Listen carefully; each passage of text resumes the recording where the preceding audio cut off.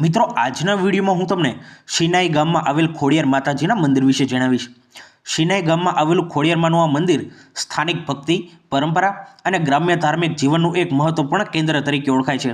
ખોડિયારમાં ગુજરાતમાં શક્તિ સ્વરૂપે પૂજાતી દેવી છે અને તેમનો ઉદ્ભવ લોક પરંપરા મુજબ લગભગ 8મી સદીના સમય સાથે જોડાય છે, જ્યાં મામડિયા ગઢવીને ભગવાન શિવની કૃપાથી માતાજી સંતાન રૂપે પ્રાપ્ત થયા હતા અને ત્યારબાદ તેઓ લોકરક્ષક દેવી તરીકે સ્થાપિત થયા હતા।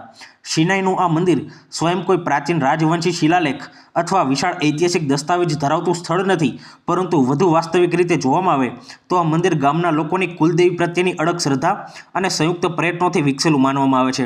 સામાન્ય રીતે આવા મંદિરોનું નિર્માણ 20મી સદી દરમિયાન થયું હોય છે, જ્યાં પ્રાથમિક સ્વરૂપે નાનું સ્થાન સ્થાપિત કરીને પછી ભક્તોની સંખ્યામાં વધારો થતાં મંદિરનું વિસ્તરણ કરવામાં આવે છે।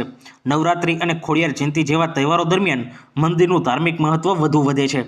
આ મંદિરની રચના સરળ અને સીધી છે, પરંતુ તેની અંદરનો આધ્યાત્મિક માહોલ અને ભક્તિની તીવ્રતા તેને વિશેષ બનાવે છે।